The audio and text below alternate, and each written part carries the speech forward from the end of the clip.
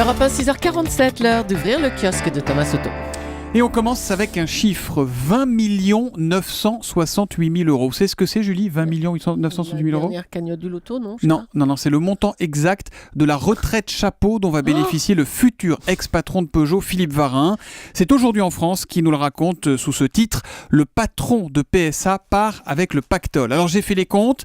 Avec ces 20 968 000 euros, Varin va pouvoir s'acheter 1619 Citroën C3.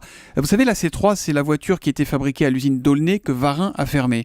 Le quotidien rappelle, c'est utile, que le constructeur est en difficulté. C'est d'ailleurs ce qui vaut à Philippe Varin d'être viré et qu'actuellement, tous les salaires sont gelés chez PSA. Et puis il y a un autre point qui choque le monde cette fois. C'est le fait que Peugeot soit allé chercher son futur patron, Carlos Tavares, chez Renault. Si vous avez de l'ambition, n'allez pas travailler chez Peugeot Citroën. Le groupe automobile n'aime pas ses cadres dirigeants, ou plus exactement, il ne leur fait pas confiance, s'emporte Jean-Baptiste Jacquin, qui note que les 6 derniers patrons du groupe venaient tous de l'extérieur. Peut-il y avoir message de défiance plus violent à l'égard des cadres internes? Le papier est d'ailleurs titré « Messieurs, aucun de vous n'est à la hauteur ».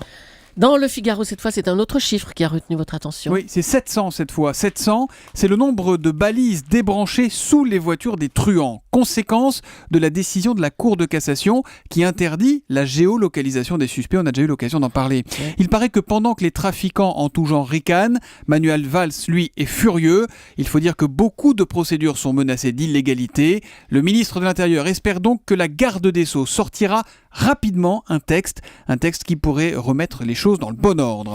Et sinon, quelles sont les unes les plus marquantes ce matin? C'est bien simple, Julie. Le sujet qui passionne vos quotidiens ce matin, c'est la prostitution. Débat autour de cette question qui sera discutée tout à l'heure à l'Assemblée et que résume le Dauphiné. Faut-il punir le client? C'est le plus vieux débat du monde, ironise 20 minutes. Exactement le même titre d'ailleurs pour Libération.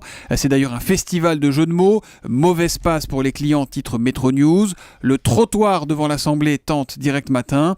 Le tout est agrémenté de photos qui permettent de bien comprendre parfois ce que le mot racolage veut dire. Et puis vous vous êtes plongé aussi dans l'Express de cette semaine et on entre un peu dans les coulisses de l'Élysée. Les coulisses des années Chirac à l'Élysée. L'hebdomadaire nous parle des mémoires de Paul Poudade.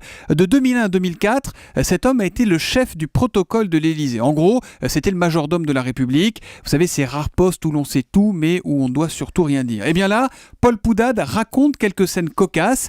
Exemple, quand Michael Jackson a appelé Claude Chirac en pleine nuit, le roi de la pop voulait, en toute simplicité, acheter le château de Rambouillet.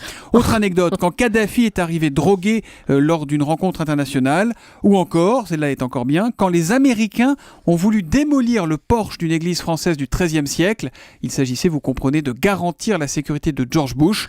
De tout cela, le majordome va faire un livre qui pourrait sortir au printemps. On l'attend avec impatience, le livre. Je serais ravi de le recevoir ici, en tout cas, Paul Poudade. Ah oui. Bonjour Marion Calais. Bonjour Thomas. Alors tous les matins désormais vous êtes particulièrement l'œil des régions dans ce kiosque. Vous nous emmenez où ce matin? Alors je vous propose de partir à Belle-Île-en-Mer grâce à Ouest France qui raconte ce matin le projet assez fou d'un couple installé à Locmaria sur la pointe sud-est de l'île face à la mer. Les Lenoble se sont lancés dans la construction d'une maison en carton recyclé. Oui, ce sera... Ils n'ont pas lu Les Trois Petits Cochons, c'est pas possible. La première de France, dit le quotidien. Alors face à vos doutes, on pense à la pluie, on pense au vent, évidemment. Surtout à Belle-Île, ça souffle. Et bien voilà, les propriétaires répondent dans Ouest France. L'ossature d'abord est en bois, et puis le carton c'est bien plus solide que ce qu'on imagine, explique madame qui sait de quoi elle parle, puisqu'elle construit du mobilier en carton. Alors, il ne faut pas s'imaginer du carton tel quel. En fait, ce sont de grands panneaux, de la cellulose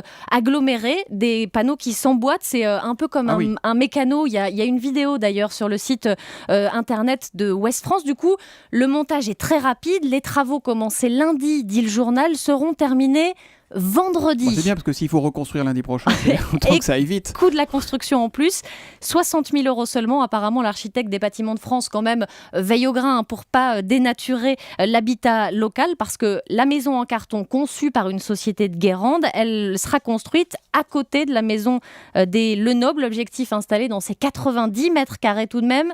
Une chambre d'hôte, ça vous tente Thomas? Pourquoi pas, il faut essayer. Allez, c'est des paysans. C'est donc à lire dans Ouest France. Merci beaucoup Marion Calais.